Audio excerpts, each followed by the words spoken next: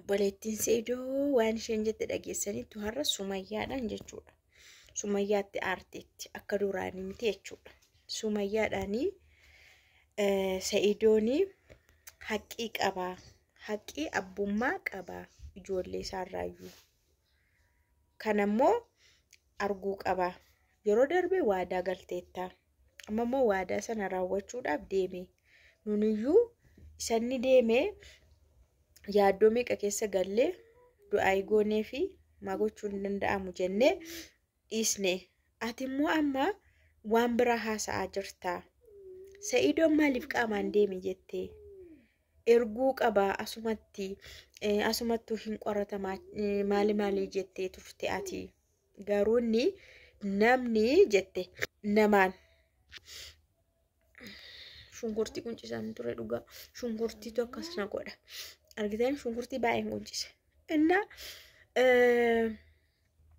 namni akka garaa ofii namaan ajajamu, namaan akkasnaa godha, as naageessa achi naageessa, akkas jirti achi jirti, achi fuudhaati akkas godhaa jechuurraa qaamaan ofiisaa dhaqee. Kun immoo waan bareedaadha. Ati ndaa'ume itti gammaduu qabda turtelleeti. Itti gammaduu qabda turte sanni qaamaan dhaqe malee shakkuu hin qabdu. Kanaafuu dhiisii maaliif dubbii barbaaddaa, maaliif tuqaa barbaaddaa jetteen. Ani immoo iyyuu jette ani isan nama qaamaan dhaqe kana irratti hundaa mucaanii jedhame kun kan itti hamatame akka isan taane kansaa akka hin taane yaadee tilmaame. Sababni isaa osoo kansaa ta'e nama ergataa hin dhaqu sila. Mucaanis kansaa ta'e dubartiin haadha mucaa sanaas baqa sheemii nusa qaba, hin saalfatas hin sodaatas. Mucaasaallee haala kanaan hin argu ture silaa nama ergaa. Amma garuu mucaan kansaa miti kan ormaati itti shakkame waan ta'eef qat jedhee dhaqee. Anamma Saidoottu ittan boonee jette. Saidoot ittin boone mucaan kansaa miti jedhee tilmaamee lafa kaa'ee. Ati garuu waan biraa yaaddee. Amma yeroon si ilaalu namas si gorsa natti fakkaataa jetteen. Ta'ii Sumayyaa jettiin. Jaalalummaa waan jettiin bara.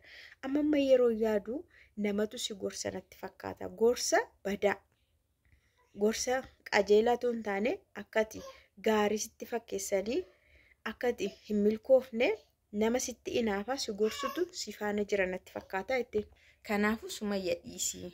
Abdii nutti hortee kaatee waadaa galtee kana booda ijoollee kee nan agarsiisa jettee kaatee amma immoo dubbii kan biraa fiddee waan mantaane odeessi ta'ati. Naani afaan Oromoo nan dhagaa garuu haasa'uun natti ulfaataa jette. Ijoollee obboleettii Saidoo jirtuu jedhe jirreedhaame afaan Oromoo na rakkisaa haasa'uudhaafi. Baay'een keessa maaliif afaan Oromoodhaa hin haasoftu jettanii jechaa turte. Kanaafin Amaariffaan haasaa Amaariffatu qajeelatti naa tolaa jettee jechuudha. Anyways ayyaantuu ayyuudhaafis deebii wayii deebisteetti dhageessaniittu. Kissiinsi waanuma gootuu abdii obboleettis. Amma himata irratti banuuftee faayilii banuuftee kissii kasasuuftee hin beeku. Kana booda ani seeraan sin gadhiisu ittiin ayyuudha. Bara obboleettiin jaarsa ofii nama kasastu keessa geenye. Jaarsi jaallatee wajjin taasee dongooroo jaallatee wajjin ta'a. Kunoo warqiiyyuu naa biti jettee kootii maalii naa biti uffata iyyuu ajajattee inni salaamiidhaan wal haammatanii nagaatti waliin jedhanii wal geggeessanii obboleettiin immoo kunoo nan kasasaa jaarti. Bara akkasii rabbi sinaa baasu. Sinaa baasuun jee sinaa oolchu. Innaa isheen usuma wayitiiyyuu obboleettiin Saidoo faana tafaallamte yookaan Saidoo faana dubbatte Saidoo faana mari'attee haasa'uudha malee. As darbitee ayyuu faana humaa wanti ishee ga'uun jiru dhugaa dubbachuuf jennee ayyuu faana wanti ishee haasofsiisu illee hin jiru. Obboleessa ishee faana walii galtee waan itti godhaa jirtu kun nuun taane jireenyi kee nuun taane jettee obboleessa ishee kophaatti gorfachuuf itti himuu mirga isheeti. Garuu as baatee ayyuu irraan poolisiin deemaa sin kasasaa minaamin fudhataman qabu jechuudha. Na hamma sallama wal faana jiranitti hamma ayyuuf Saidoo walii galanii jiranitti haasa'uun shi fudhatama tokkollee waan hin qabne haasofti jechuudha. Sin akkamitti ilaaltan? Ana akkattiin ilaali fudhatama hin qabuun jedhe garuu jiran Sumayyaa gorsuun shi jabeessuun shi kadhachuun shi akka araaramaniif godhuun shi bareedaadha. Waan jabeeffamuu qabudha.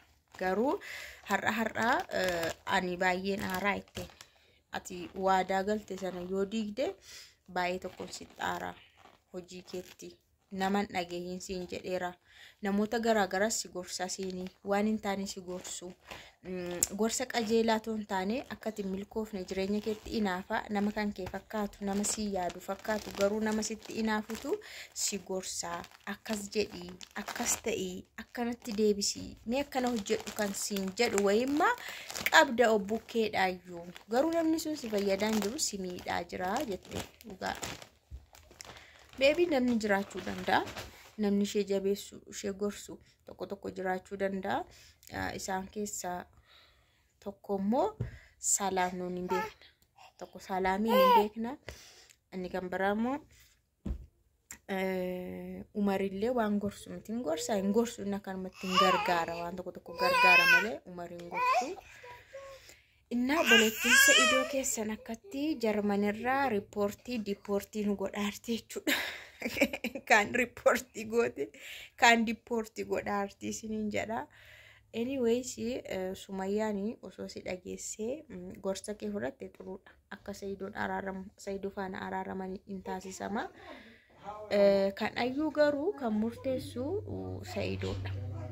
Waa'ee ayyuu kan murteessu ijoolleen lolaniiru maalitti ayyuu bichaa kan dubbattu ayyuu bichaa kan loltu maalidha ati maaliif ayyuu bichaatti dubbatta ni kaanii osoo immoo inni kan hidhama maayit taati musliima miti akkamitti kan haasoftannaan ijoolleen akkas jennaan komantiidha ani beeka ayyuu aarsuun malee amma afuritti musliimummaan keenya nu eeyyama amantaan keenya nu eeyyama abboonni keenya illee fuudhaniiru.